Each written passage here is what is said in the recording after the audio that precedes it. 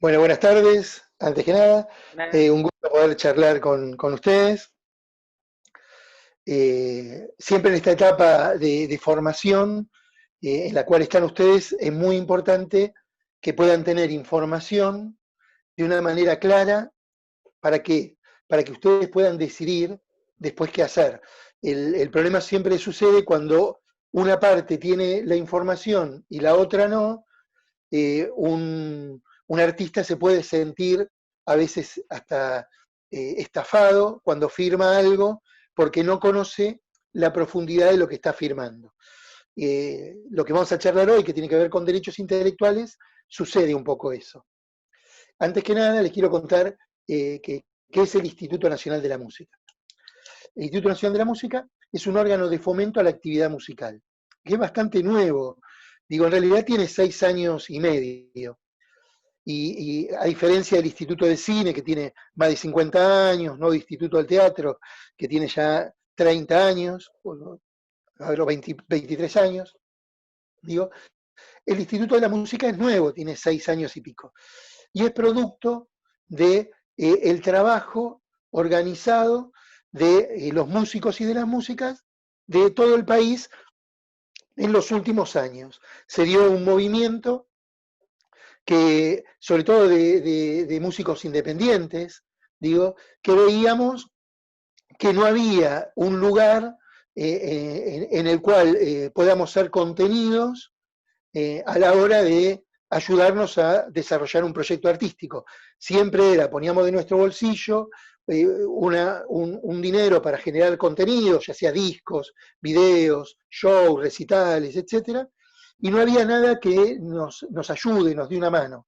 Entonces nos fuimos organizando. Digo, una cosa es pararse en algún lugar y decir lo que está mal, que está bien, y otra cosa es, che, esto está mal, vamos a organizarnos para tratar de cambiarlo. Eso fue lo que hicimos hace ya 20 años, un grupo de músicos, y armamos la Unión de Músicos Independientes, la Federación Argentina de Músicos Independientes, y logramos la ley que se votó por unanimidad, la ley que crea el Instituto Nacional de la Música, en el año 2012. Y en el 2014 nos pusieron en funciones. Y básicamente, ¿cuáles son digamos, las funciones del instituto? Generar herramientas para mejorar las condiciones en las cuales se realiza la actividad musical. Y concretamente está más enfocado hacia músicos y músicas. ¿Para qué? Para que podamos producir, para que podamos tocar en vivo, para que podamos formarnos, para tener información, etcétera. Todo lo que en algún sentido podemos necesitar, nosotros como músicos que somos, digo, para darnos un acompañamiento en el desarrollo de nuestra actividad. O sea, no sé si se entiende, no es una herramienta invasiva, sino al revés, una herramienta que puede colaborar con los proyectos autogestivos, más que nada, porque entendiendo de que hay algo que es como un valor muy preciado para los que nos dedicamos al arte en algún sentido, que es la posibilidad de tener libertad artística. O sea, ¿qué quiere decir? A la hora de cualquiera de ustedes sentarse a componer, siempre estamos condicionados por lo que escuchamos, por lo que nos gusta, etcétera, etcétera. Pero por lo menos que no estemos tan condicionados por lo que se puede vender más sencillo o no en términos artísticos. Que ustedes puedan tener un organismo que los acompaña si eligen privilegiar la creación, ¿no? Por sobre a veces los formatos establecidos en la música. Libertad artística es algo muy importante para cualquier creador. La libertad artística se puede expresar en una composición musical, en una letra o en una interpretación, o también en una grabación, ¿no? El poder tener libertad artística para todo, justamente toda persona que se dedica a un lenguaje artístico es importante. Por eso el instituto es una herramienta que trata de apoyar a los músicos y músicas más independientes, autogestivos y eso. Para ingresar al instituto y ver lo que hay una página, para hacérselas cortas, que es www.inamu.musica.ar. Cualquier persona se puede registrar, siempre y cuando sea música, esa persona, o se reconozca como música, no hay examen, no hay nada, no hay que pagar absolutamente nada, y ya hay, por el solo hecho de registrarse, hay beneficios. Ahora no se pueden utilizar porque estamos en época de restricción de circulación, pero por ejemplo hay convenios para descuento en pasajes de ómnibus de larga distancia y mediana distancia de un 40%, o sea, hay un grupo musical que tiene que viajar, no es lo mismo pagar, por decir algo, 1.000 pesos por pasaje que 600 pesos por pasaje, multiplicado por 4 es un ahorro muy grande. Ya hay 30.000 pasajes que se emitieron con el 40% de descuento, después hay convocatorias para subsidios. ¿Subsidio para qué? Para poder grabar, para poder editar un disco, para hacer un material audiovisual, para hacer una presentación en vivo, etc. El instituto es un órgano de fomento a la actividad musical. Y en eso también trabajamos mucho en lo que sería la formación de nuestros compañeros y compañeras de actividad. Digo, es muy importante eso. Entonces editamos manuales, ¿no? Estos manuales son los manuales que llamamos de formación de los músicos. Algo de lo que vamos a ver hoy está acá. Derechos intelectuales en la música, ¿no? Después tenemos, acá no hay PowerPoint, acá es mostrar, este manual también, la voz cantada, todo lo que necesitamos saber a la hora de cantar y para derrumbar mitos.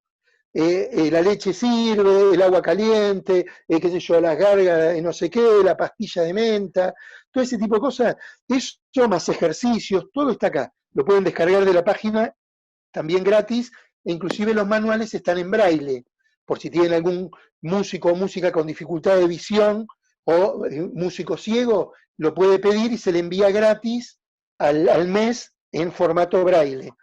Este manual de prevención de riesgo escénico, todo lo que tenemos que saber a la hora de subir un escenario con respecto al cuidado con la electricidad, digo, e inclusive si llega a suceder una tragedia, digo, cómo reaccionar en lo que tiene que ver con primeros auxilios y todo lo que hay que saber, que a veces nos pasa porque vamos a un escenario a tocar y no sabemos con qué nos encontramos, porque por ahí en su festival y por ahí hay una zapatilla que está mal o algo así, cuáles son los consejos de armar nuestro propio disyuntor y nuestro propio, digamos, protección en el equipo, antes de entrar al equipo de guitarra, somos guitarristas o del micrófono, prevención de riesgo escénico, y este manual para mejorar la escritura de las letras de las canciones.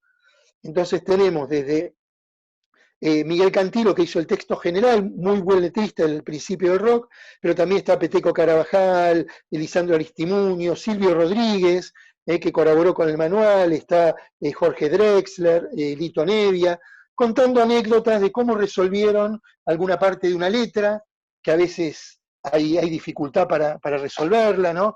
A veces acentuamos mal, vieron que escuchan una canción y el acento está mal. No es lo mismo decir cabeza que cabezá. Bueno, hay herramientas para poder a veces dar vuelta la frase y que caiga el acento bien. Todo eso lo pueden ver en lo que es los manuales del Instituto de la Música, de formación. Pero hoy vamos a ver algo que es muy importante, y sobre todo a la edad de ustedes, que tiene que ver con derechos intelectuales. Una palabra, derecho intelectual, propiedad intelectual. Para que se pueda comprender esto, yo tengo que irme hacia muchos años atrás. Ustedes, todos ustedes tienen muy claro que existe la propiedad privada, la propiedad sobre las cosas físicas, ¿no? De hecho, todos ustedes tienen alguna ropa. Ustedes generalmente, a no ser que se la hayan prestado, son dueños de esa ropa. ¿Por qué? Porque la compraron ustedes o alguien se la regaló. Entonces, son dueños de esa ropa. ¿Qué pueden hacer con la ropa? Ponérsela, dejarla en un armario, recortarla, regalarla, y nadie los cuestionaría porque está claro que ustedes son dueños de esa ropa. Es un bien material y hay una compra sobre ese bien material. Ahora, ¿qué pasa cuando estamos hablando de bienes inmateriales? Bienes que no se pueden ver ni tocar, pero que sin embargo tienen un creador y tienen un dueño.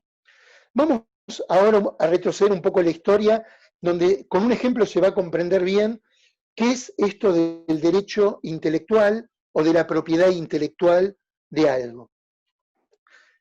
hace unos 300 años, ¿no?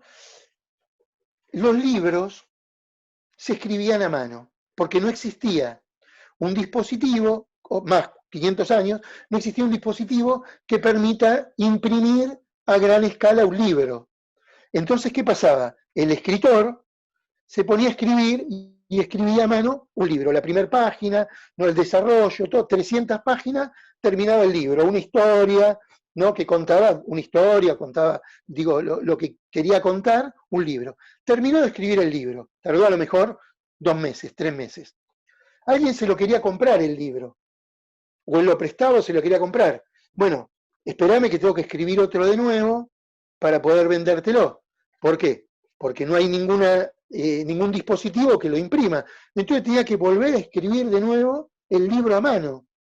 ¿Cuántos libros podía escribir una persona o un grupo de personas? Muy poquitos, porque llevaba mucho tiempo. Entonces a nadie se le había ocurrido que por cada libro que se venda habría que cobrar algún derecho específico. Ahora, ¿qué pasó cuando se inventó un dispositivo tipo imprenta, el antecedente de la imprenta, que permitía hacer muchos libros? El escritor había escrito un libro y lo había escrito a mano y le había llevado a lo mejor 3 meses. Y se lo daba al que sería el antecedente del imprentero. Claro, él lo hacía muchas copias y lo empezaba a vender. Pero el escritor había ganado por la primera copia, nada más.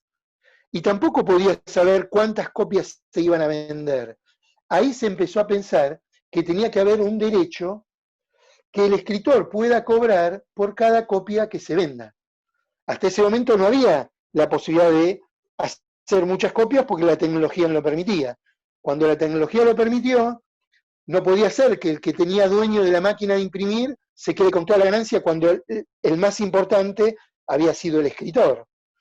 En ese momento se empieza a pensar que tiene que existir un derecho intelectual. Mira, yo te vendo a vos este libro, pero aparte de venderte la posibilidad de editar el libro, me voy a quedar con un porcentaje de cada copia que vendes. Eso es, en síntesis, la lógica de lo que es un derecho intelectual. Eso en el libro, si lo trasladamos a la música, el compositor compone una canción. Si no la toca, no existe, no está en el aire. Ahora le dan un instrumento y se pone a tocarla y ya existe, ¿no? Entonces, no es material hasta que empieza a ser material. ¿Cuándo eso es material? Cuando alguien la escribe en un papel y es un pentagrama, entonces ya empieza a haber un registro de esa canción. O la graba, ya sea en un celular o en cualquier soporte. Ya empieza a haber un registro de la canción. Pero esto no siempre fue así. Hasta hace 150 años, la música no se podía grabar. Y el hombre debe tener, el hombre, la mujer, por supuesto, el ser humano debe tener, en la Tierra debe tener, no sé, 70.000 años. Pero música hubo siempre, pero recién hace 150 años que la música se puede grabar. Antes, ¿cómo se escuchaba la música? En vivo. Vieron ustedes películas, vieron cuando recrean las películas que ponen una orquesta tocando. Bueno, la música se escuchaba en vivo. Entonces, todas esas herramientas dieron, digamos, no sé si se la excusa, los ingredientes para empezar a pensar que tiene que haber un derecho intelectual en la música. Cada vez que alguien toca una canción que compusimos, cada vez que se vende un disco que grabamos, cada vez que salen las plataformas, sea Deezer, Spotify, ¿no? Apple Store, digo YouTube, digo, una canción nuestra, tiene que haber alguna ganancia del compositor, del intérprete y de la persona que lo grabó. En el mundo se dan dos lógicas de administración de los derechos intelectuales. Se lo digo muy cortito para que aunque sea les quede. El sistema inglés, que se llama anglosajón, que tiene que ver con una lógica de que todo se puede comprar y vender, ¿no? Que deriva su sistema de leyes en el copyright. ¿Ustedes escucharon alguna vez esa palabra? Copyright. Es el derecho a la copia. Es la administración del derecho intelectual en el sistema anglosajón. Inglaterra, Estados Unidos, Canadá, varios países. La Argentina no tiene nada que ver con eso. Si bien ustedes escucharon la palabra copyright, nosotros no tenemos nada que ver con el copyright. Tanto Argentina como gran parte de Sudamérica y casi toda Europa y algunos países de África se guían por el derecho de autor, el derecho romano, derecho a autor. ¿Cuál es la diferencia entre los dos? En el copyright es casi todo derecho económico y la administración de las canciones se pueden vender, y solo el derecho moral es que hay que nombrar al compositor de la canción o al intérprete, pero la administración de las canciones se pueden vender, mientras que en el derecho romano, el derecho a autor, el que tenemos en la Argentina, las canciones no se pueden vender. ¿Por qué? Porque tiene que ver hasta con lo espiritual. Por ejemplo, ¿no? Si Ramiro compuso una canción, la compuso él, no la pudo haber compuesto otra persona. Entonces no la puede vender porque ahí está parte de su espíritu, de su esencia. En el copyright la puede comprar una empresa y el administrador de las canciones es una empresa. En el derecho a autor no, en la Argentina no se pueden vender la autoría de las canciones. ¿Eh? Siempre los que componen son las personas. Y tiene una particularidad la legislación argentina. Protege a la obra desde su creación, no desde su registro. En el copyright es más desde el registro. ¿Con esto qué les quiero decir? Supongamos que estamos acá, las mismas personas que estamos acá, ¿no? Y Luciana agarra la guitarra y se pone a cantar una canción que compuso, ¿no? Y la escuchamos, y voy yo y la registro, como si fuera mía. Luciana me puede hacer juicio y va a poder comprobar que esa canción la tocó en un ámbito como este y que ella la había compuesto hace un año y tiene testigos y me va a ganar el juicio porque en la Argentina se protege a la obra desde la creación, no desde el registro. No es el que va primero corriendo a registrar una canción el que es el dueño. Es el que la registró, pero después el compositor puede demostrar que ya la tenía escrita, le hace juicio y lo gana. Un juicio que es bastante rápido. Esto es algo muy importante. ¿Con esto qué les quiero decir? Mañana ustedes tocan en el programa una canción que hicieron, pero no la llegaron a registrar. No se preocupen, la pueden registrar después. Siempre es bueno registrarla, pero ¿por qué? Porque ustedes, si alguien se la llega a robar, van a poder demostrar que esa canción es de ustedes, digo, y que lo van a ganar, eso, con un sistema rápido, no es que es un juicio engorroso y eso. Ese es el primer concepto. En la Argentina hay 3 derechos intelectuales en la música. Derecho de autor y compositor, no había nada, alguien hizo una música, compositor, una letra, autor. Ya hay algo, una obra. Lo que se registra es una obra, se registra la canción, no una idea. Por ejemplo, yo tengo la idea de componer una canción que hable de, qué sé yo, la cuarentena. Eso no se registra, lo que se registra es la canción que habla de la cuarentena, la obra terminada. Compositor y autor.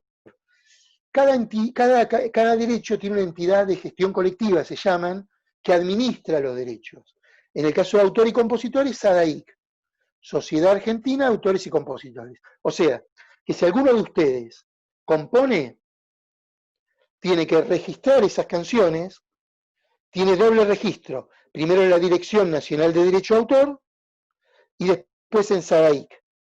Y SADAIC va a administrar si esa canción suena en radios, o si la pasan en las agregadoras o en las plataformas digitales, o la tocan en vivo, el que va a cobrar y el que va a pagar por esa canción es SADAIC. SADAIC cobra, ¿a quién le cobra? Al que organiza el recital, a YouTube, a Spotify, ¿no? a lo que es comunicación al público, a las radios, a los boliches, a los pubs, a los peloteros. ¿Para qué? Para darle después a los autores y compositores el dinero que les corresponde. Pero para poder dárselo tienen que tener registradas las canciones. Si el compositor o compositora no registra las canciones, SADAIC va a cobrar por ustedes, porque cobra por todos, pero no va a tener un número de cuenta, ni va a tener identificada la composición para girarle el dinero. O sea que si ustedes componen, lo primero que tienen que hacer es registrar las canciones. Primero en la Dirección Nacional de Derecho de Autor, yo después le voy a pasar un textito, cómo se registra a distancia, se lo voy a pasar a Santiago para que se los pase a ustedes, es un textito chiquitito, cómo pueden registrar a distancia, y después le voy a pasar también a Santiago 3 links donde profundiza cada uno de esos derechos en unos tutoriales que hicimos, donde está muy claro cada uno de los derechos. Yo ahora le voy a dar como un trazo grueso y a responder preguntas. Pero si ustedes componen, ya sea música o hacen letras, la entidad que los va a representar, que va a recaudar y va a pagarles, es SADAIC. Si ustedes no componen, no van a cobrar nunca por SADAIC. Entonces, autor y compositor, SADAIC. Ahora, si ustedes grabaron algo, ¿no? Grabaron algo en algún formato profesional, inclusive el formato profesional es cuando las canciones se suben a las plataformas digitales, ¿no? E interpretaron, ya sea tocando algún instrumento o cantando, la entidad de gestión colectiva es AADI, Asociación Argentina de Intérpretes. ¿Eh? Y ahora si encima ustedes crearon su grabación, que puede ser en su casa o en un estudio de grabación, pueden cobrar en CAPIF, Cámara Argentina de Productores de Industria Fonográfica. ¿Quién cobra en CAPIF? El dueño de la versión de la canción. Supongamos que ahora, ¿no? Yo en la pantalla tengo a Luciana, a Ramiro y a Chiaro, ¿no? Nos vamos a un estudio de grabación, Chiaru, ¿no? Digo, nos vamos a un estudio de grabación y grabamos una canción, ¿no? Que la compuso Ramiro, supongamos. Bueno, todos somos intérpretes. Ramiro es autor y compositor. Ramiro tiene que registrar esa canción en SADAIC. Digo, si no, Ramiro nunca va a cobrar el derecho a autor si esa canción suena. Ahora nosotros 4 tenemos que ir a ADI y registrar la interpretación. Registramos la interpretación. Ahora, ¿quiénes somos los productores fonográficos si los 4 pusimos la plata para pagar el estudio de grabación? Somos los 4. Porque el productor fonográfico es el que paga para que esa grabación exista. Si uno lo graba en la casa, es productor fonográfico. Si ahora yo agarro en el celular y grabo una canción, yo soy productor fonográfico de esa canción. Me corresponde a mí la versión. Supongamos que solo yo grabo la canción de Ramiro. La canción siempre va a ser de Ramiro. Ahora el productor fonográfico, si la grabo solo, va a ser mía solo. En el otro ejemplo, que fuimos los 4 de estudio de grabación y pusimos el 25% cada uno de lo que salió las horas del estudio, somos los 4. Entonces fíjense, el derecho de intérprete, cada uno se registra en ADI. Si esa canción suena en la radio, va a ir a la cuenta de Chiaru, a la cuenta de Luciana, a la cuenta de Ramiro y a la cuenta mía, un porcentaje de lo que sonó en la radio por intérpretes. Después en CAPIF vamos a poder cobrar, si esa canción suena en determinados medios, el 25% cada uno como productores fonográficos. Y Ramiro va a cobrar en SADAIC. Nosotros no cobramos en SADAIC porque la canción es Ramiro. O sea que hay 3 derechos. En una misma canción puede haber 3 derechos. Es muy importante organizarse porque en el transcurso del tiempo, imagínense, ustedes están ahora, son muy jóvenes, pero por ahí dentro de 20 años se van a seguir dedicando a la música. Entonces, todos estos 20 años van a haber producido contenido, van a haber grabado, a veces le va a ir mejor, a veces más o menos, etcétera, y eso se va acumulando porque después alguien agarra una canción que hicieron hace 10 años, la pone de cortina de un programa de televisión, eso le genera dinero, o empieza a circular en alguna red, o la toman para una serie, etcétera, etcétera, y eso puede generar dinero. O sea, es un concepto de construcción, lo que tiene la vida económica de un músico o una música. Ustedes van construyendo y van generando como un banco propio de contenidos, de composiciones, va registrando canciones, va generando grabaciones, va subiendo esas canciones a lo que son las plataformas digitales, y de a poquitito vamos sumando dinero en todas. SADAIC paga cada 4 meses, ADI paga cada 6 meses, CAPIF paga una vez por año. Pero siempre son ingresos complementarios, que a veces dando clase, a veces tocando, a veces, digamos, nos puede permitir tener ingresos cuando no nos va tan bien en algún momento de exposición, pero ir construyendo, ¿no? Algún tipo de continuidad en ingresos económicos que nos permita dedicarle horas a la música, ¿no? Cuando más vamos resolviendo lo económico, más horas le podemos dedicar a lo que amamos, que tiene que ver con la música. Entonces, Si no es que nos va bien y se escucha un toco, etcétera, etcétera, tampoco se preocupen. También eso se va construyendo con el tiempo. Hay grupos o solistas que después de 10 años le empezó a ir bien y le fue muy bien, ¿no? Pero el asunto es que hay algo que es esencial. Nosotros elegimos un lenguaje de comunicación, eso es la música, un lenguaje de comunicación. Nosotros podemos hablar, y hoy yo estoy hablando ahora con palabras, y me expreso, etcétera, etcétera. Pero la música me completa en otro sentido. Puedo expresar sensaciones, sentimientos, que no los podría expresar hablando.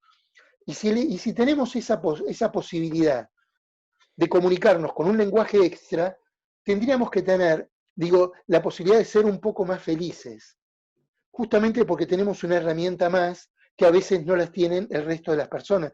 No hay que comprarse esa situación traumática de, uy, lo desgarrador. Digo, tenemos un lenguaje como la música que nos permite complementar nuestra manera de comunicarnos. Bueno, elegir la música es eso, tratar de ser un poco más felices, ¿no? Porque tenemos una válvula de escape o tenemos algo para poder expresar, eh, algo que con las palabras solas o los gestos no nos alcanza. Pero también está bueno que eso nos sirva para generar dinero para poder vivir, para dedicarle más tiempo a la música, ¿no? Si claramente ustedes están trabajando 8 horas por día o 9 horas por día en otro lugar que no tiene nada que ver con la música, probablemente lleguen cansados, le va a costar estudiar una escala, le va a costar pulir una letra, porque ya están muy cansados, entonces por ahí la dejan como estaba, etcétera. Hay herramientas para poder monetizar y está bueno que ustedes, que son jóvenes, las conozcan para que si el día de mañana em, empiezan a tener un desarrollo y una visibilidad, va a venir alguien que va a venir con un contrato y le va a decir, mira, yo te voy a hacer re famoso, fíjate, hice famoso a tal y a tal, pero vos me tenés que firmar esto. Entonces que ustedes puedan leer ese contrato y cuando dicen, che, vos me estás pidiendo que yo te ceda el 25% del derecho de autor de la editorial. Vos me estás pidiendo que yo te ceda la administración de los fonogramas que grabé hace 5 años y que son míos.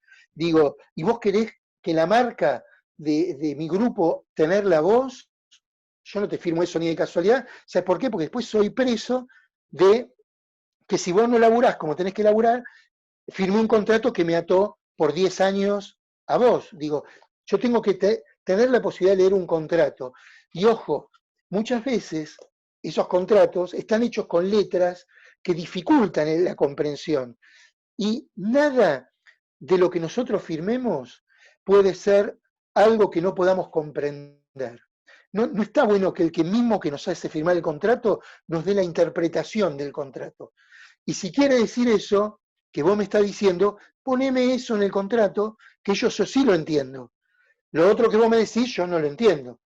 Y si hay honestidad, te va a cambiar el contrato y te lo va a poner como vos lo podés entender. Eso es muy importante a la edad de ustedes, que lean las cosas que firman. ¿eh? Ha habido muchos casos de gente que muy joven firmó contratos que lo ataron por 10, 20 años y eso generó un dolor y una frustración muy grande y uno vio como grandes talentos y grandes sensibilidades terminan convirtiéndose en personas resentidas porque firmaron algo que se lo hicieron cumplir durante mucho tiempo. Para evitar esa situación es muy importante a veces tomarse el tiempo. ¿Cuánto les puede llevar a ustedes leer las 4 primeras páginas del manual? 2 horas. Ver los tutoriales, media hora. Y ahí les va a cambiar mucho la mirada de los derechos intelectuales. Y también el registro de marcas, supongamos, ¿no? Chiaru, yo no sé tu nombre, Chiaru, pero vos si te querés poner el seudónimo Chiaru, está bueno que lo pongas, que registres en marcas y patentes y que Chiaru sea tuyo. Que no venga alguien y que lo registre a nombre de él, porque si no vos no vas a poder usar más Chiaru. Y por ahí trabajaste 5 años para hacerte conocida y después dependés de otra persona que registró en marcas y patentes ese nombre, ¿no? Y es muy doloroso enterarse de eso. Por ejemplo, les cuento un caso. Cerú Girán, ¿lo conocen el grupo Cerú Girán? Fue un grupo muy Sí, conocido, Charly García, Pedro Aznar, David Lebón, Oscar Moro. Ellos durante muchos años no tuvieron la posibilidad de utilizar su nombre y esas palabras las inventaron ellos. Creo que las inventó Charly Cerú Girán. Pero un productor lo registró y durante muchos años no pudieron. Ahora están haciendo el registro ellos para que ellos sean dueños. Los artistas tienen que ser dueños de los nombres o de los seudónimos que generan. Por eso, estar enterado de eso es muy importante, y al momento de firmar un contrato puede ser una página, pueden ser 200 páginas. Digo, ustedes tomarse el tiempo, leerlo, preguntar, pueden preguntar al Instituto Nacional de la Música, ¿no? Las distintas cláusulas, porque eso a la edad de ustedes es muy importante. Primero, para no tener algo que los ate durante muchos años, pero sobre todo, ¿saben qué? Para que no jueguen con la ilusión de ustedes, para que no jueguen con... hay algo de lo que no tiene buena prensa que se llama ingenuidad, que puede ser un valor. Ingenuidad, el creer, y está buenísimo creer, pero para que alguien no se abuse de nosotros, tenemos que ser precavidos y sin dejar de creer, cuando alguien firma algo, es ser muy consciente. Entonces, la autoría de las canciones, está bueno que las registren, eso se registra en la Dirección Nacional de Derecho de Autor y en SADAIC. Después le vamos a pasar el tutorial y también le vamos a pasar un textito para registrar a distancia. Si ustedes grabaron una canción y esa canción circula, inscribirse en ADI. En ADI ustedes se inscriben gratis y después cada 6 meses pueden cobrar. No es que tienen que dar un examen, ni mucho menos. Van con un fonograma, si grabaron en un disco físico, con el CD físico, ¿no? O si no, con el tema que esté en Spotify, en Deezer, en alguna plataforma, y se registra en ADI.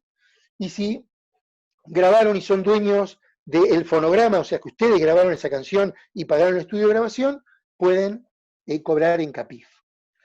Les termino de contar una cosita de cómo nace un derecho. Todos estos derechos nacieron producto de los mismos creadores que se preocuparon para que eso suceda.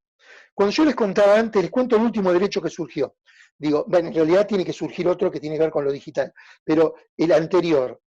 Como yo les contaba antes, hasta hace 150 años atrás, solamente se podía escuchar música si alguien iba en vivo a ver música en vivo, si alguien iba a un lugar donde había música en vivo. Los bailes, ¿cómo se animaban los bailes? ¿Vieron en las películas que está la orquesta y la gente bailaba? Bueno, se animaba con música en vivo, porque no había ningún dispositivo, hasta hace 150 años, que pueda almacenar y reproducir música. A ustedes yo sé que les parece que es imposible. ¿Cómo se vivió sin que alguien pueda guardar y reproducir música? Hasta hace 150 años, estamos hablando de que tiene 70.000 años el ser humano en la Tierra, hasta hace 150 años no se podía. Solamente la música circulaba en vivo y el único almacenamiento era la partitura, que un compositor la escribía y otro la podía tocar. Pero bueno, cuando se empezó a poder grabar, alguien agarró un disco o una cinta y fue a un baile y le dijo a la orquesta, a ver, quédense un ratito del costado. Yo voy a poner la cinta que va a salir por unos parlantes a ver si la gente baila. Y la gente escuchó música y se puso a bailar.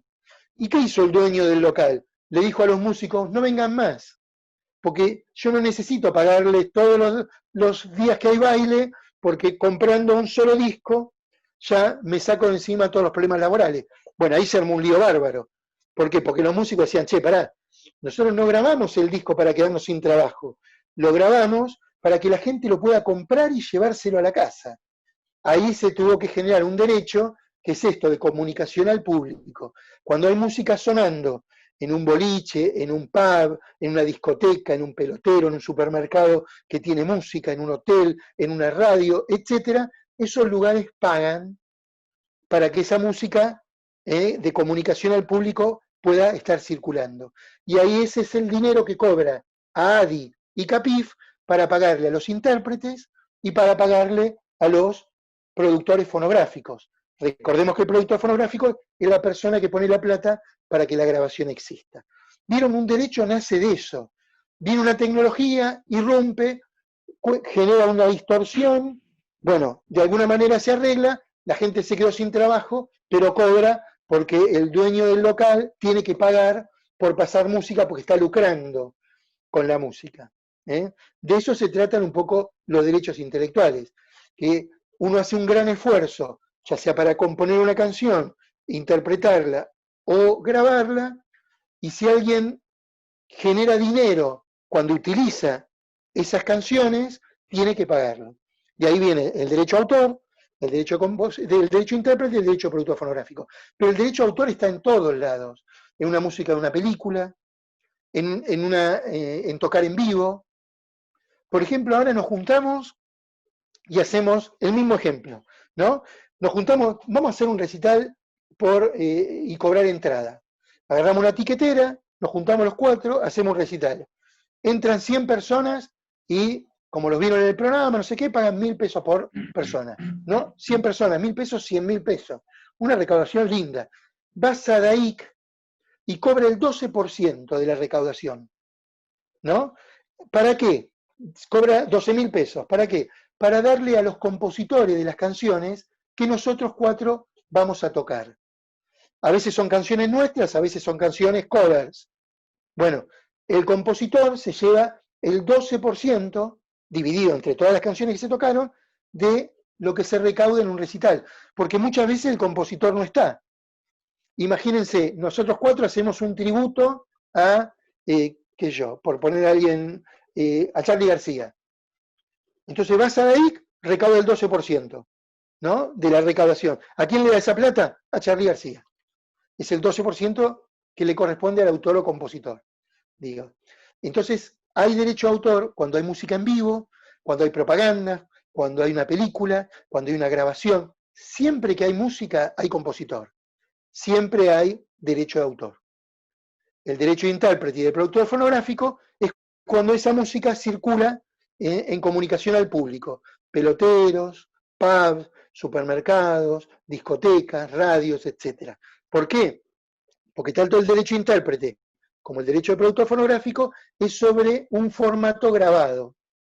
En la grabación hay intérpretes y hay personas que pagaron para que esa grabación exista. Esa es un poco la síntesis de lo que serían los derechos intelectuales. Y en esto también metemos las marcas y patentes con lo de los nombres. Registren los nombres. Porque ustedes empiezan a trabajar y en este caso no es que un nombre se protege de la creación, porque ahí es una marca, no es una obra un nombre. Lo que se protegen desde su creación son las obras. La marca y patente justamente no es una obra, es una marca. Entonces ahí sí va el que llega primero a registrarlo. Entonces es muy importante que registre los nombres. El nombre dura por 10 años, el registro de un nombre en marcas y patentes. Mientras que el derecho de autor, si se hace primero lo de SADAIC, primero lo de la Dirección Nacional de Derecho de Autor y después lo de SADAIC, dura 70 años después de la muerte del compositor.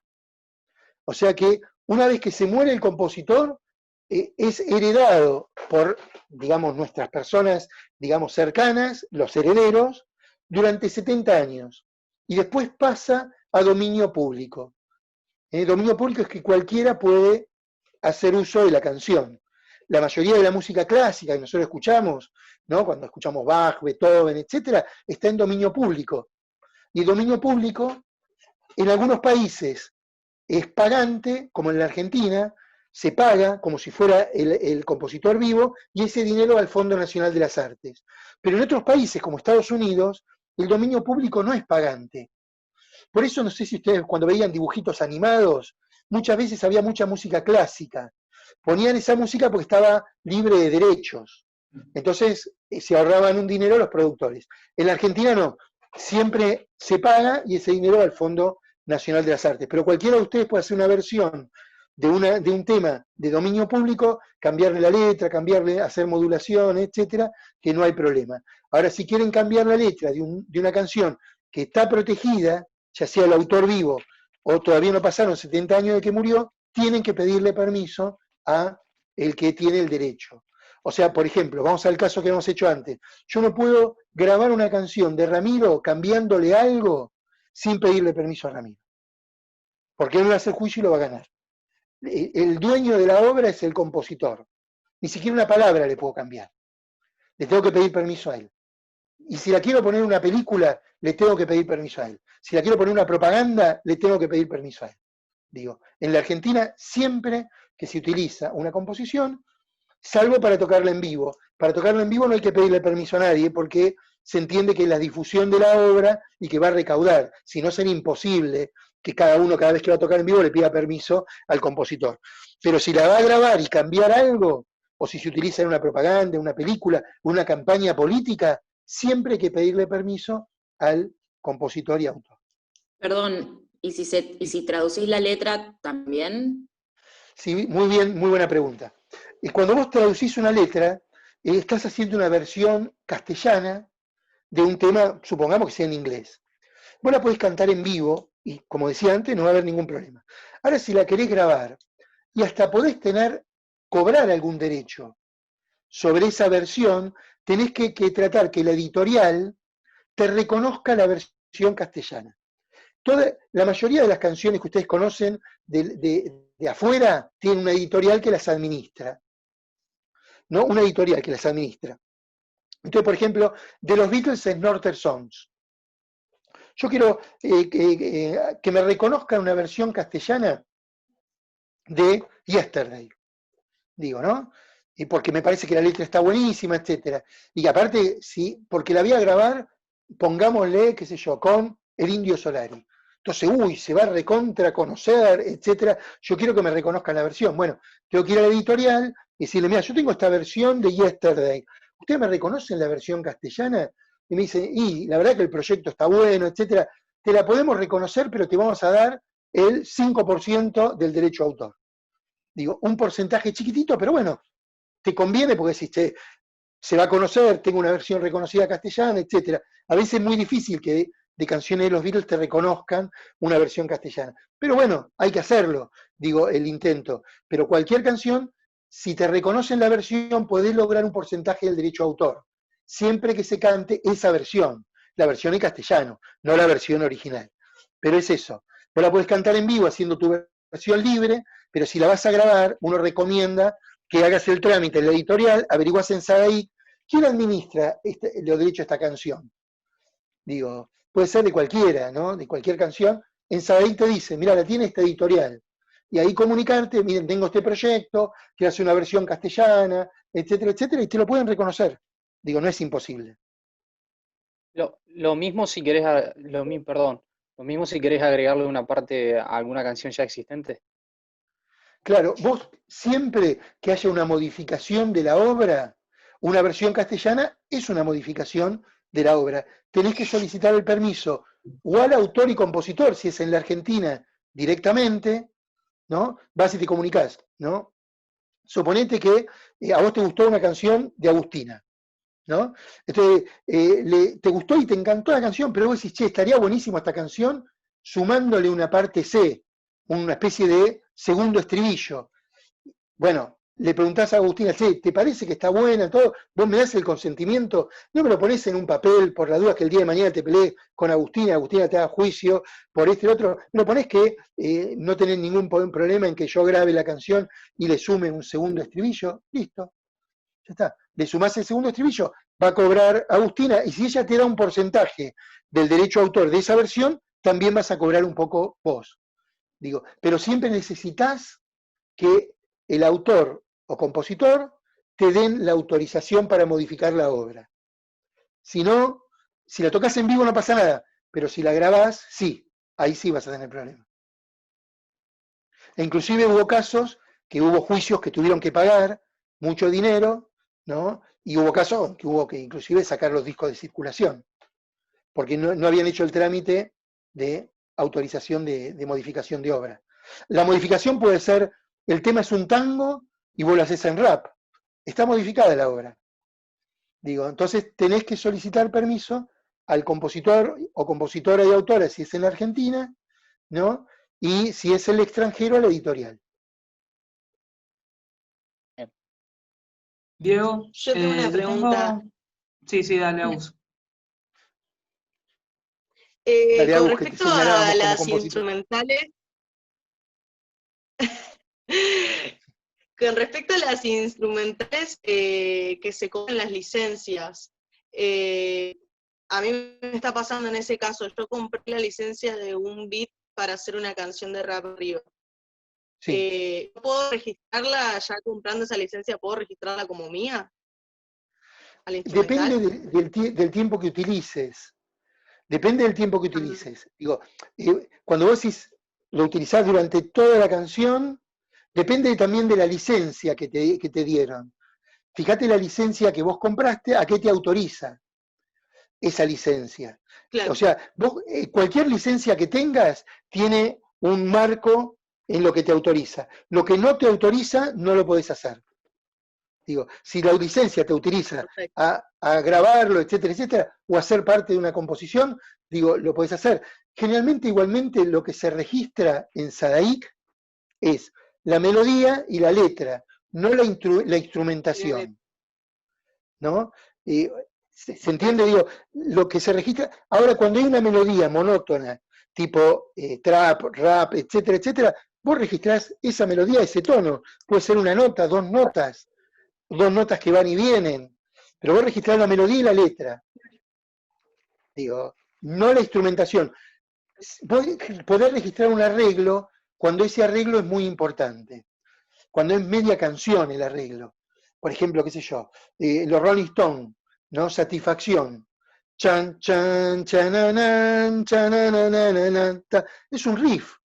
La canción es na, na, na, na, pero claramente el riff es parte de la canción. O sea que eso se registra. Ahora, si vos tenés chan, cha, chan, cha, chan, cha, chan, cha, chan, un rock and roll, no registrás ese riff porque hay 200.000 rock and rolls iguales. Digo, lo que generalmente se registra en Sadaic como compositor y compositora es la melodía y la letra.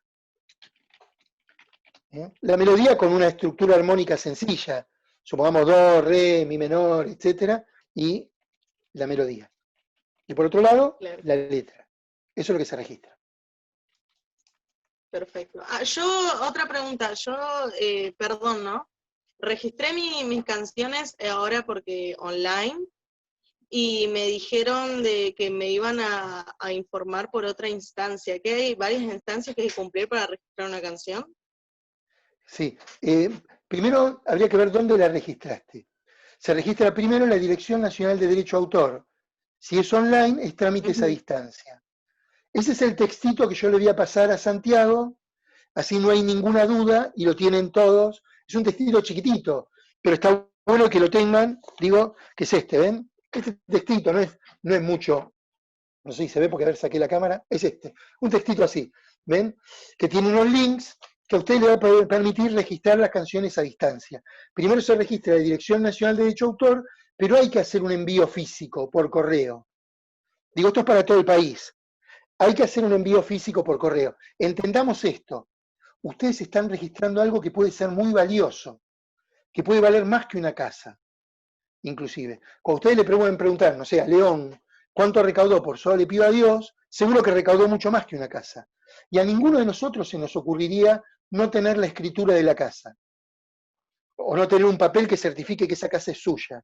Por eso es importante tener un papel que dice que esa canción es suya, es de ustedes, no es de otro, porque esa canción puede valer mucho más que una casa, inclusive. Puede generar derechos toda la vida. Entonces, si bien el registro vos lo podés hacer a distancia, el trámite, tenés que mandar un sobre donde vos firmás y completar un cuestionario y también tener la partitura o un soporte que tenga la canción, y después te va a venir esa hoja firmada donde vos con eso vas a acreditar que sos el titular de esa composición. Y después en Sadaic haces el segundo trámite y ya por 70 años, después que el compositor se muere, esa canción está protegida y se cobra. O sea que para completar el trámite es así. Vos si lo haces a distancia tenés que enviar por correo, después te va a volver, digo, o vas a poder bajar, digo, la constancia de que esa canción es tuya y completás el trámite en Sadaic. Y ahí ya te desentendés. Esa canción es tuya y te protege y la cobrás por 70 años después de que fallece el compositor. Pero nunca el trámite es, mandé algo a la DNDA y ya está. No es tan sencillo porque también es muy importante el que ustedes tengan el certificado que les acredita de que esa canción ustedes la registraron en tal momento y que a partir de ese momento puede cobrar y el dueño es usted. Es ustedes, alguno de ustedes. Una pregunta. Sí. ¿Hay una especie de abono para que te protejan la canción? tu obra, digamos? No, cada uno es dueño de las canciones que registró, y lo que puede haber son arreglos con editoriales.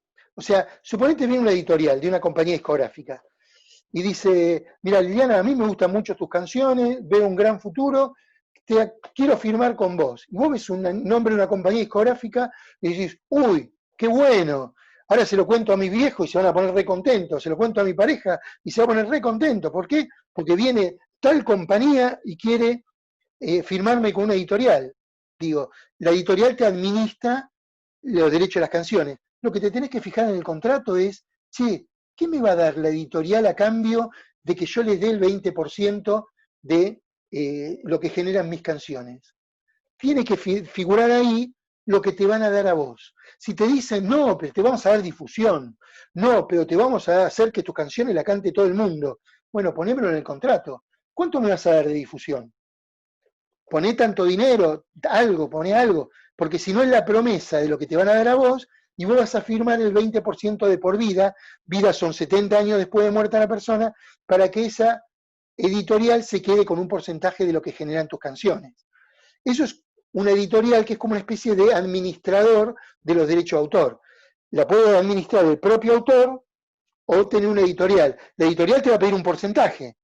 Ahora, ¿qué te da a cambio de ese porcentaje? Eso es muy importante, porque a ustedes les puede pasar de que venga una editorial con un nombre muy conocido y ustedes, para su entorno, lo legitima, ¿no? Porque claramente, ¿no? Digo, mira, tal sello se interesó en mí, quiere que firmemos contrato, etcétera. Lean el contrato. Porque si no, ustedes están dando todo y la otra parte no se compromete a nada. Y cuando alguien se compromete, lo tiene que poner en valores. Porque ustedes están poniendo el 20% de mis canciones, o el 10% de mis canciones. Que la otra parte diga, bueno, voy a invertir ¿cuánto? 50.000 pesos, 100.000 pesos en difusión, ¿en el término de cuánto? De 6 meses, etcétera, etcétera, etcétera. Eso es una editorial. Una editorial es una administradora de los derechos de autor y compositor. Pero para que ustedes le firmen algo, tiene que haber una contrapartida. No puede ser que le den el 20% a cambio de nada.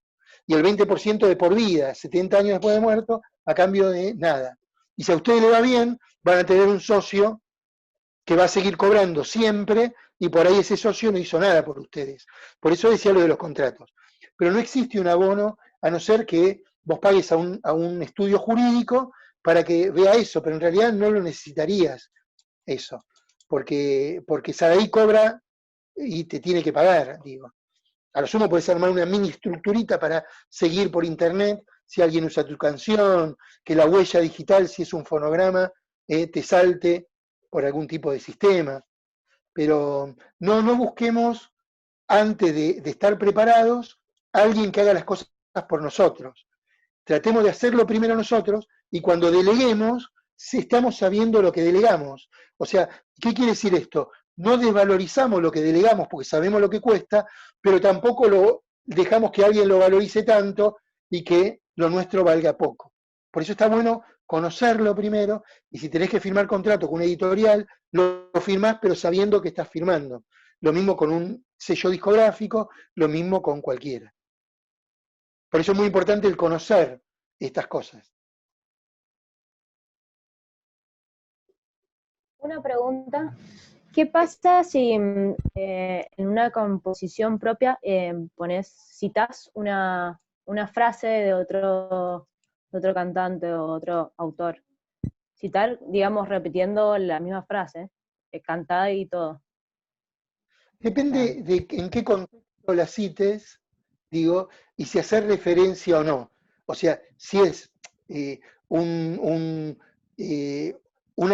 frase que tiene un guiño, digamos, porque te estás refiriendo a eso, o si la estás como usando sin que se note, o no querés que se note, digo, ¿no? Por ejemplo, Suponete que decís, si yo digo, cuando Gardel cantaba que 20 años no es nada, que esto, bueno, puede ser una referencia a un homenaje que uno le está haciendo a Gardel, digo. Ahora, si yo digo, 20 años no es nada, y febril la mirada, etcétera, y no hago ninguna referencia a alguien, digo, igual ya Gardel ya está casi en dominio público, había que ver si no está en dominio público, alguien podría decir, che, guarda que esta canción no te pertenece, o un porcentaje puede ir al autor original. Depende del guiño. Hay muchos guiños a poesías, muchos guiños a literatura, a novelas, muchísimos guiños, está lleno de guiños. Digo, en ese sentido no hay, salvo que sea textual. Cuando vos empezás a copiar textual, ahí sí puedes tener un problema de plagio. Digo, pero cuando hay referencias cortas, generalmente todos lo viven como una especie de homenaje o una cosa así. Ahora lo que sí, vos no podés utilizar algo para burlarte de la otra persona, porque ahí sí vas a tener un problema porque estás justamente utilizando la obra para burlarte. Eso sí puedes tener problema.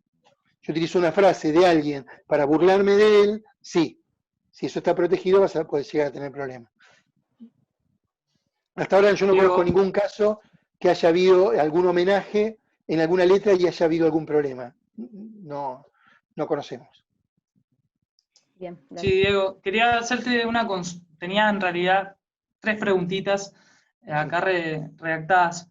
Si la canción no se vende, por ejemplo, como ya hablamos, ¿uno puede ceder licencias o puede otorgar licencia, por ejemplo, a un medio de televisión o un medio de comunicación? ¿Cómo sería el procedimiento cuando uno encara una licencia en ese sentido? Claro. O sea, la música paga generalmente. Los canales de televisión pagan, los programas de televisión pagan, todos pagan, digo, por utilizar la música. Y cuando pagan hay un compositor atrás. Vos tranquilamente le podés dar a un amigo tuyo, hiciste un video, ¿no? O hiciste una canción, se la das gratis, la grabaste en tu casa, se la das gratis. Tu amigo tiene un programa de televisión, sea en cable, digo, o en televisión abierta, digo, y pasan tu canción. Vos vas a cobrar, si tenés registrada la canción. Si no la tenés registrada, no vas a tener. ¿Por qué? Porque el programa paga, el canal paga, Sadaí cobra, y tiene identificado de quién es, y le va a la cuenta del compositor. Si es una canción tuya, va a tu, digamos, cuenta. Ahora, si es una canción de, supongamos, qué sé yo, vamos a poner cualquier, de Diego Torres, va a la cuenta de Diego Torres, y si es una canción de algún artista extranjero, va a la cuenta del artista extranjero. Pero siempre, generalmente, siempre se paga. Digo, aunque vos se la des gratis a tu amigo, vos se la das gratis y no le cobras nada. Además, le compusiste la canción para el programa. La canción habla del programa. Eso cuando se empiece a pasar, tienen que pagar. Sea tu canción, sea una canción de los Beatles, sea una canción de cualquiera. Esa canción paga siempre. La única diferencia es que ese dinero va a una editorial o va al bolsillo tuyo si vos sos el compositor. O sea que eso es lo que sucede con los jingles, digamos. Claro, tal cual. Ahora si vos decís, che, lo hiciste para un programa de radio, de una radio comunitaria, por ahí en un lugar alejado, tal vez paga un monto general y no identifican todo, y tal vez sea muy difícil que cobres, ¿viste? Pero en esto es, a medida que va creciendo la dimensión del medio, generalmente es lo que se paga, porque está atado a la facturación por publicidad que tiene el medio. La recaudación de lo que paga la música está atado a eso. Entonces los medios grandes pagan mucho más que un medio chico, porque la pauta publicitaria y los montos son mucho más grandes. Entonces, Bien, lo no es último mismo que quería... Sí. una cortina que te la pasan en el programa, supongamos, de mayor rating, del canal que tiene mayor rating, a un programa de cable. Claramente va a ser muy diferente los montos. Lo que te iba a preguntar, justo ahora estoy escribiendo partituras para unos músicos de acá que me han pedido para el registro. Sí. Uno tiene que, independientemente de los fraseos, digamos, por ejemplo, si la canción en la primera parte repite una frase similar en la segunda, pero tiene una variación. ¿Esas variaciones se tienen que escribir o con resaltar una idea general de la canción para el registro, ya basta? Generalmente vos registrás lo que crees que es original, diferente, y lo que es, en el fondo, la melodía. Digo, cuando hablamos de la melodía, digo, cuando alguien canta, a veces tiene inflexiones que hacen que modifique la melodía de acuerdo a la palabra que dice. Entonces a veces es muy complicado con determinados cantantes o determinadas cantantes que fluctúan en cada palabra poder tener una melodía. Lo ideal es que el compositor o te pase en algún instrumento la melodía, pero si no que trate de cantarla de una manera que, aunque acentúe mal, etcétera, etcétera, que dé la melodía, porque si no va a estar cambiando esa melodía todo el tiempo. Digo, ¿se entiende lo que digo? Entonces, si la fluctuación es por el modismo de la palabra, porque va a decir, la rima era cabeza, y dice cabeza, porque trata de no acentuar mucho para que no quede tan feo, la A, y te va a cambiar la melodía, pero vos decís, che, ¿vale la pena que en cada vez que haya una terminación yo tenga que escribir todo si la melodía es la misma? Por eso, ir al corazón de la melodía. Si hay una pequeña, digamos, diferencia, que a veces tiene que ver con el fraseo del cantante, porque te la dieron a vos para que la escribas desde una grabación donde está el cantante, yo no haría, digamos, tanta sutileza en eso. Bien, perfecto. Ahora, si son 3 notas seguidas, sí. Ahora, si es una nota alargada, o una variación en una nota, etcétera, o un pasaje que varía de toda una estrofa, no lo haría, digo. Ujú. Perfecto. Gracias.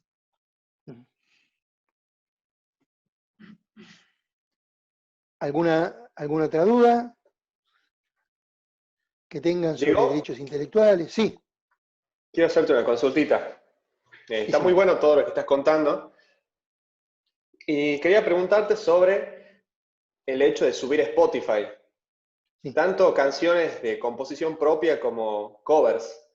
Sí. La única experiencia que tengo yo es subiendo covers y covers de artistas de Estados Unidos, por ejemplo. Y creo que la forma más fácil que tuve para subir esos covers fue a través de DistroKid, que ellos mismos tenían que gestionarme un derecho para poder subir las canciones de estos artistas.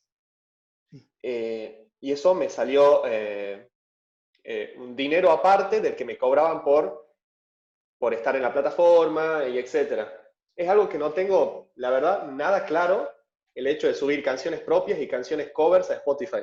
¿Vos podrías explicarme un poquito? Ahí lo que está bueno es que cuando alguien va a subir diga, en realidad vos no la subís directamente a Spotify o a YouTube, buscar lo que le llama una agregadora digital. En la Argentina está Faro Latino, The Orchard, CD Baby, Dito, etc.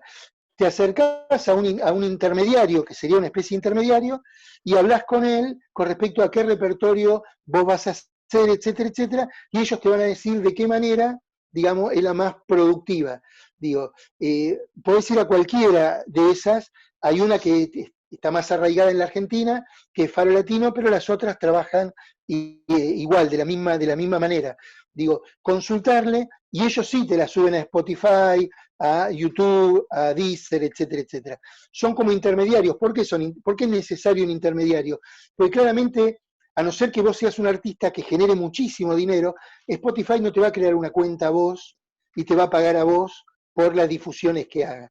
Pero si estas agregadoras tienen cuenta de mucha gente y tiene uno solo a quien pagarle. Y estas agregadoras sí les pagan después a los artistas.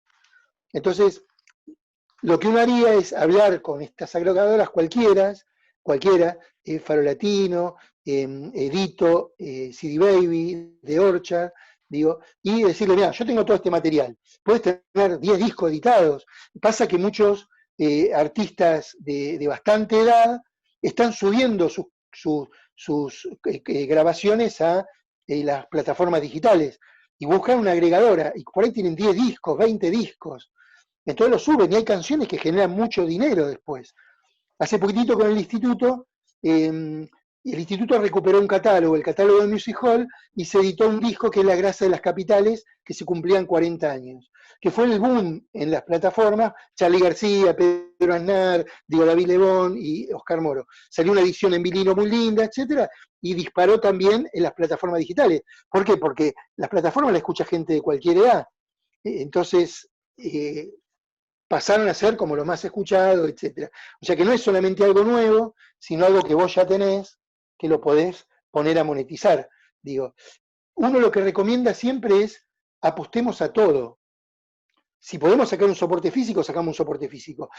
A la plataforma, vamos por la plataforma. YouTube, vamos. Tratemos de buscar todas las herramientas, porque cada una nos va a generar en algún momento algún dinero que nos va a permitir complementar un ingreso, ¿no? Pero ahí yo haría eso, hablaría con las agregadoras y de acuerdo a la música que vos hagas, y de acuerdo a lo que te digan, vas a elegir la que más te conviene y la que más barato te salga y más beneficio te dé. Eso justamente te estaba por preguntar. Las agregadoras te cobran un porcentaje, ¿verdad? Sobre, Claro, sobre lo que recaudan. lo que vos recaudás, que estamos hablando de todo lo que implica Sadaic, ADI, etcétera, No, o no. sobre qué Es recaudación. solo lo digital. Digo, solo digital. Ahora, las agregadoras solo lo digital y lo que es la reproducción por esas plataformas.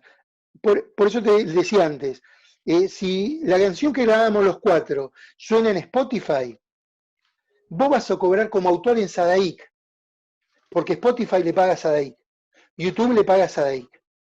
Ahora nosotros que pagamos la grabación, sí vamos a cobrar por esta agregadora digital que nos va a pagar a nosotros cada vez que cobre por esa canción a través de las distintas plataformas.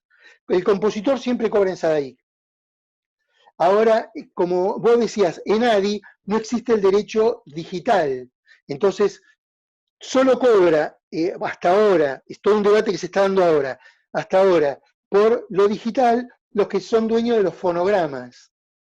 En este caso, vos creaste el fonograma, lo subís se lo das a una agregadora, lo suben a las plataformas y te pagan a vos. Pero como compositor, siempre en Sadaic. Bien. Yo tengo una duda. ¿Cómo se gestiona un permiso, por ejemplo, de hacer un tema de Spinetta o de algún artista de Argentina?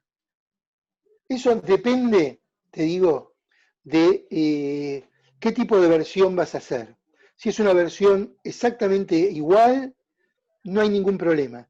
Igualmente uno recomienda, sobre todo cuando son artistas muy queridos y muy cercanos, comunicarte con las personas que administran los derechos. En este caso, creo que es Cata, la hija del Flaco, la que administra un poco lo del Flaco, para comentarle que vas a hacer una versión de una canción, porque también a veces está bueno, inclusive porque por ahí lográs el apoyo, o que la difundan, etcétera, etcétera, porque esas cosas se viven siempre como una especie de homenaje, de honor. Pero ¿cómo? Nosotros con un grupo hicimos Durano Sangrando, una versión media fuerte de Durano Sangrando, ¿no? Y no le solicité permiso al Flaco. Además, se la mostré en un momento que le gustó, etcétera, etcétera, porque justamente el Flaco fue alguien que nos apoyó mucho con la ley de la música, el Flaco Spinetta, ¿no? Y no hubo ningún problema, para nada. Ahora, si hubiésemos cambiado mucho la versión, hubiese tenido que decirle, mirá, Flaco, que sacamos un estribillo,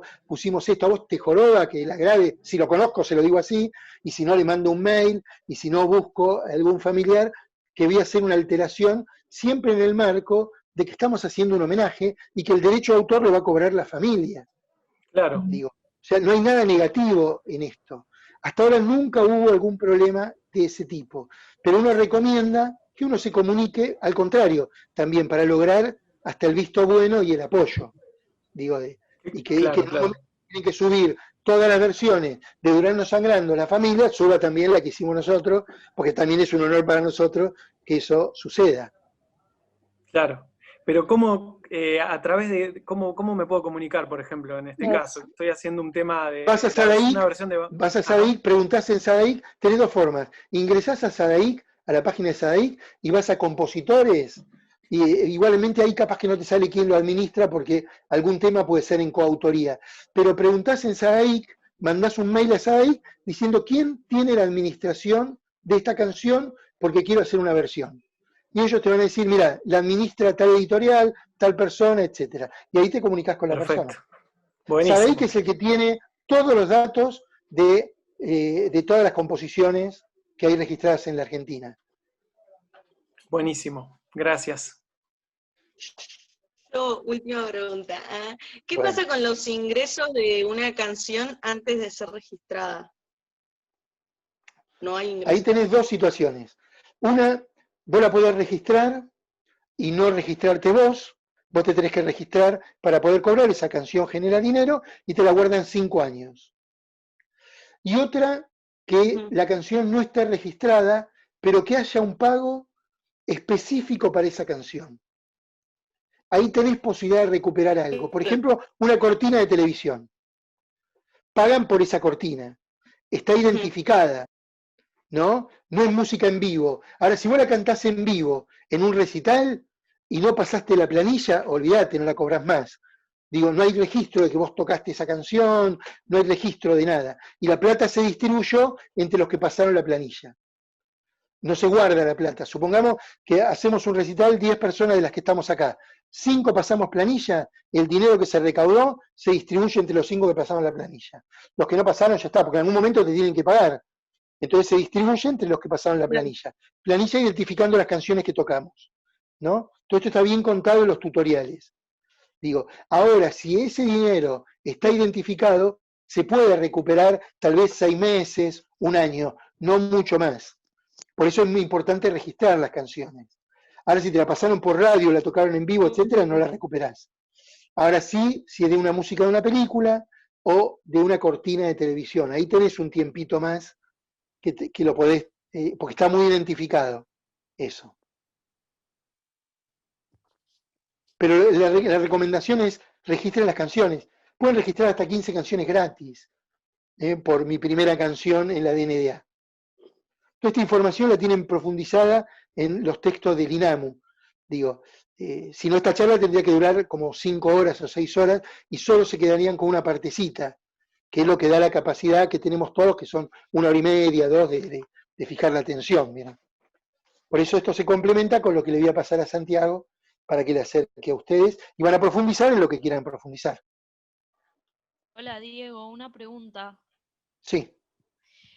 Por ejemplo, nosotros ahora para el programa, que la consigna del hito era que buscáramos una canción y le pusiéramos nuestro sello. Yo elegí una canción de Fito Páez y no la voy a hacer como la hace Fito Páez. O sea, la voy a cambiar totalmente de ritmo. ¿Yo tendría que pedir permiso para eso? Si vos la vas a grabar después en un disco, sí. Ahora, si la vas a ejecutar como si fuera en vivo o algo, no. Ah, bueno.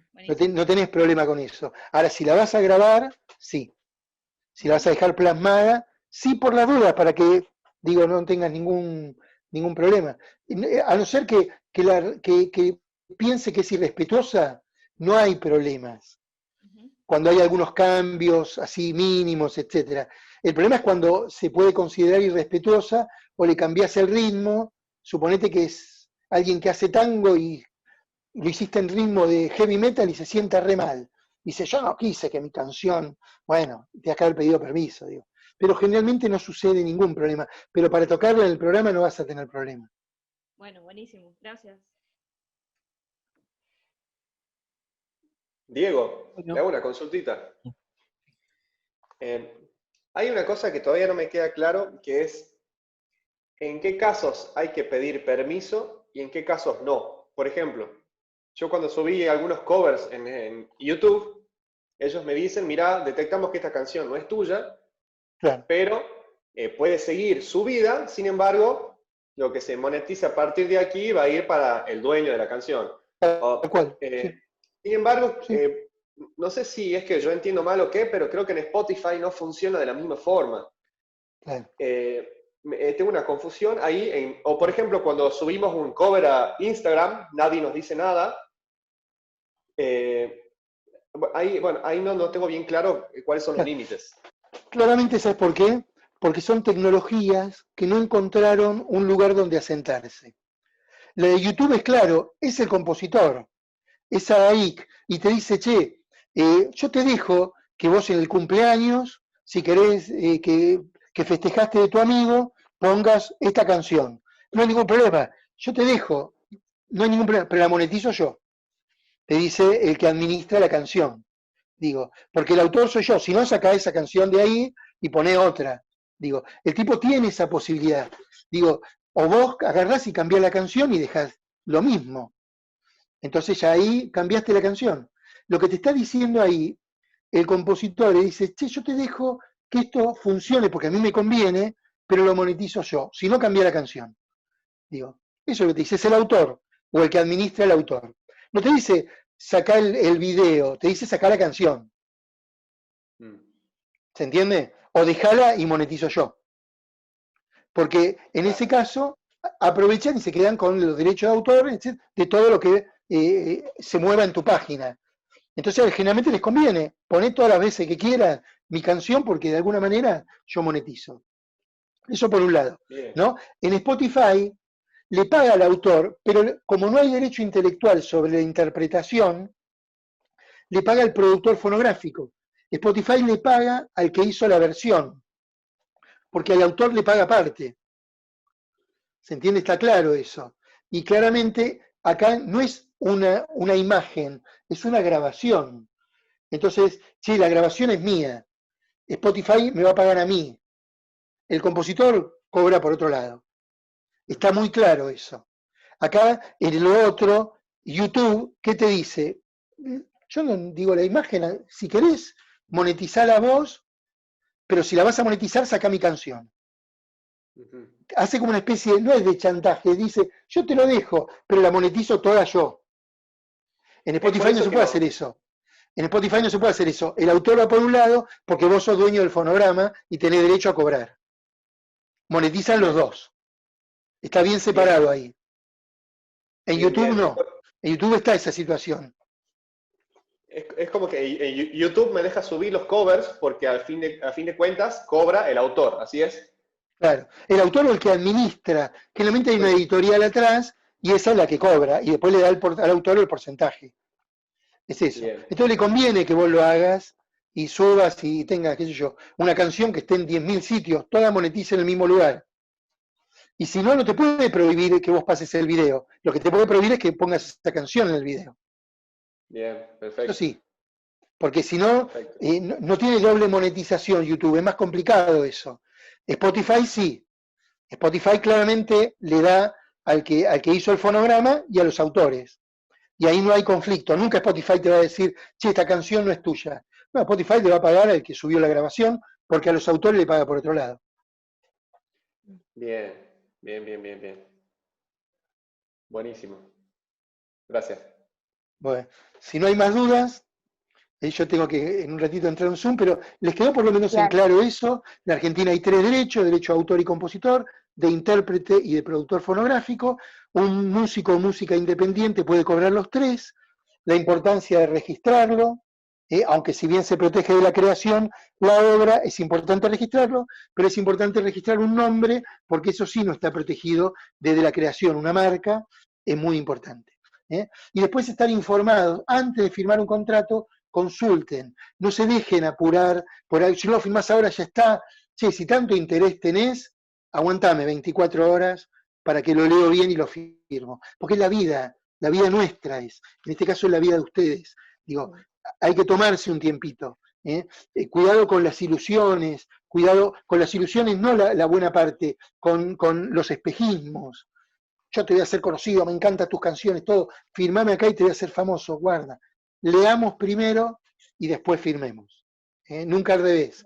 Nunca firmemos y después vayamos a ver lo que leímos, lo que firmamos, porque ahí podemos encontrarnos con una sorpresa negativa, ¿no? Y cada cosa que nos duele, después nos saca energía a la hora de comprometernos con lo que más amamos, que es la música. Por eso tenemos que evitar esa situación. Y la mejor manera es aguanta un cacho, me lo llevo, lo leo tranqui, todo, mañana lo firmamos. Si hay tanto interés, te tienen que poder aguantar. Si no, no hay interés. Digo, hay tratar de generar un negocio nada más. Así que bueno. Buenísimo. Muchas gracias. Gracias por todo lo del Linado. Chicos, esperen, no se vayan todavía. Les propongo algo. ¿Quieren que saque una impresión de pantalla así la subimos a las redes después? Sí, dale. De una. Pongan la camarita, sáquense la lagaña. Gracias por sacar las dudas. Gracias por quedarte y escuchar, Luciana. Yo estuve, sí, perdón, ahora sí me presento, soy Lu, hola Diego, hola chicos, gracias por preguntar. Yo todavía, o sea, soy nueva en este mundo de la composición, recién quiero empezar, no toco ningún instrumento, así que nada, gracias por las preguntas, me sirve a futuro.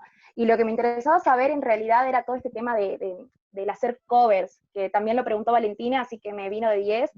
Ay, muchas gracias, eso era todo. Buenísimo. A ver, chicos, pongan la camarita y sonríen. Ramiro, tenés la cámara más HD que vi en toda mi vida, en un Zoom. Te juro, ¿no? Muy buena.